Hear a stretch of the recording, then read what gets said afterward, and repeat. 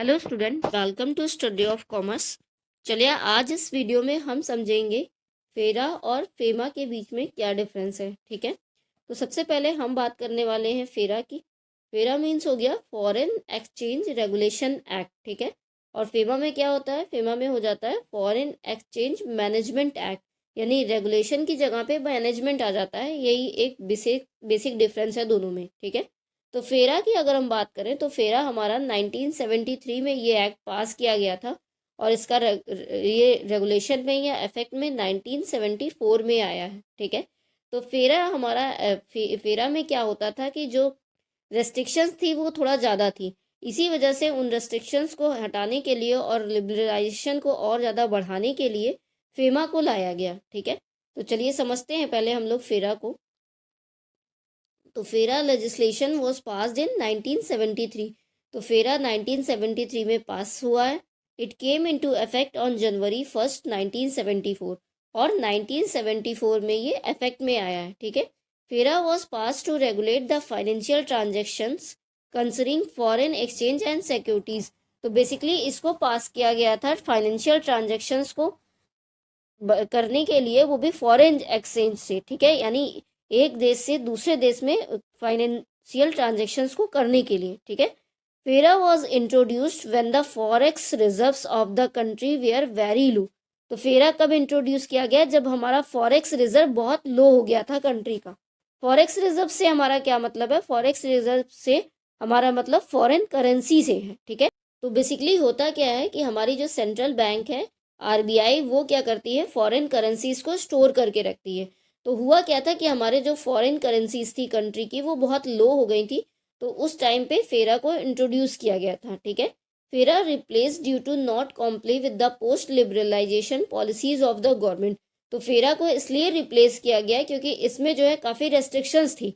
ठीक है, चलिए आगे देखते हैं। तो फॉरेक्स रिजर्व्स क्या है? Forex reserves are foreign currency assets held by the central bank of countries. तो ये हमारी सेंट्रल बैंक रखती है अपने पास।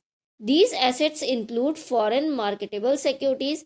इसमें हमारी मार्केटेबल सिक्योरिटीज आ जाती हैं, मॉनेटरी गोल्ड आ जाता है, स्पेशल ड्राइंग राइट्स आ जाते हैं यानी एसडीआर्स आ जाते हैं, रिजर्व पोजीशंस आ जाती हैं आईएमएफ की। ठीक है, तो इन सब को हम फॉरेक्स रिजर्व्स या फॉरेन करेंसीज भी बोलते हैं। चलिए आगे देखते हैं, हम नेक्स्ट फेमा को समझते हैं।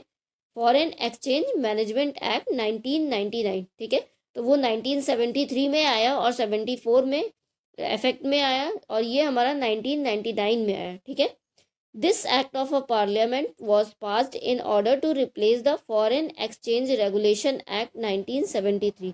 तो इसको पास किया गया था फेरा को एक्सचेंज करने के लिए या रिप्लेस करने के लिए। ठीक है, it was passed to amend and regulate the laws relating to foreign exchange in order to promote the maintenance of foreign exchange market in India। तो इसका मेन मोटिव क्या था? फॉरेन एक्सचेंज को मार्केट में प्रमोट करना। ठीक है, इसीलिए इसको पास किया गया था और फेरा को रिप्लेस किया गया था। चलिए आगे समझते हैं। FEMA regulates from its 5 zonal offices. तो फेमा के जो है 5 जोनल ऑफिसेस हैं। एक आपका दिल्ली में है, एक मुंबई में है, एक कोलकाता में है, एक चेन्नई में है और लास्ट आपका जलंधर में है। तो 5 जोनल ऑफिसेज हैं। इसका एक हेड ऑफिस है जिसको हम बोलते हैं इन्फोर्समेंट डायरेक्टरेट। ठीक है, इस सिचुएटेड एट न्यू दिल्ली। तो जो इसका हेड ऑफिस है वो न्यू दिल्ली में है और 5 जोनल ऑफिसेज भी हैं, which is headed by A director. तो जो हमारा दिल्ली में है हेड ऑफिस, वहाँ पे डायरेक्टर इसको हेड करता है। ठीक है, आगे देखते हैं। The directorate is divided into 5 zonal offices. तो जो डायरेक्टरेट है उसको 5 जोनल ऑफिसेस में डिवाइड किया गया है, हेडेड बाय डिप्टी डायरेक्टर्स। तो जितने भी 5 जोनल हैं उनमें डिप्टी डायरेक्टर्स होते हैं और हेड ऑफिस में हमारे डायरेक्टरेट होते हैं। ठीक है, these general zonal officers are further divided into 7 sub zonal officers. अब ये जो जहाँ पे हमारे डिप्टी डायरेक्टर्स रहते हैं, 5 जोनल ऑफिसर्स हैं, उनको फर्दर डिवाइड किया गया है 7 सब जोनल ऑफिसर्स में। ठीक है, which are headed by the assistant director और इनको असिस्टेंट डायरेक्टर हेड करता है। And 5 fields unit headed by chief enforcement officer. और कुछ 5 फील्ड हेडेड यूनिट्स हैं जिसको हेड करते हैं चीफ इन्फोर्समेंट ऑफिसर्स। ठीक है, चलिए आगे समझते हैं हम बेसिक डिफरेंसेस दोनों के बीच में, फेरा और फेमा के बीच में। ठीक है, तो ये हमारा रेगुलेशन एक्ट था और ये हमारा मैनेजमेंट एक्ट है। और ये हमारा 1973 में आया था फेरा, जबकि फेमा जो है वो फेरा को रिप्लेस करके 1999 में आया था। ठीक है, अब इसका प्राइमरी ऑब्जेक्टिव क्या है? The primary objective of FERA was to regulate, control and conserve foreign exchange. तो फेरा का प्राइमरी ऑब्जेक्टिव क्या था कि वो रेगुलेट करे, कंट्रोल करे और फॉरेन एक्सचेंज को कंजर्व करके रखे। अब फेमा का क्या है? FEMA was design to facilitate external trade and payments. तो फेमा को बनाया गया था बेसिकली एक्सटर्नल ट्रेड को फैसिलिटेट करने के लिए और promote orderly management of a foreign exchange, और फॉरेन एक्सचेंज को हमें कैसे मैनेज करना है, ठीक है, अपनी इंडिया में, उसको प्रमोट करने के लिए फेमा को बनाया गया था। ठीक है, आगे देखते हैं। फेरा हैड अ प्रिवेंटिव अप्रोच। तो फेरा में क्या है? एक प्रिवेंटिव अप्रोच है। It restricted many activities related to foreign exchange. तो इसने बहुत सी एक्टिविटीज को रेस्ट्रिक्ट कर रखा था, रोक रखा था फॉरेन एक्सचेंज की। ठीक है, तो इसीलिए इसको रिप्लेस करके फेमा आया। ठीक है, FEMA on the other hand has a liberal approach. तो यहाँ पे प्रिवेंटिव अप्रोच है क्योंकि प्रिवेंशन है कहीं, यहाँ पे लिबरल अप्रोच है। ठीक है, it was introduce to enhance the flow of a foreign exchange in the country.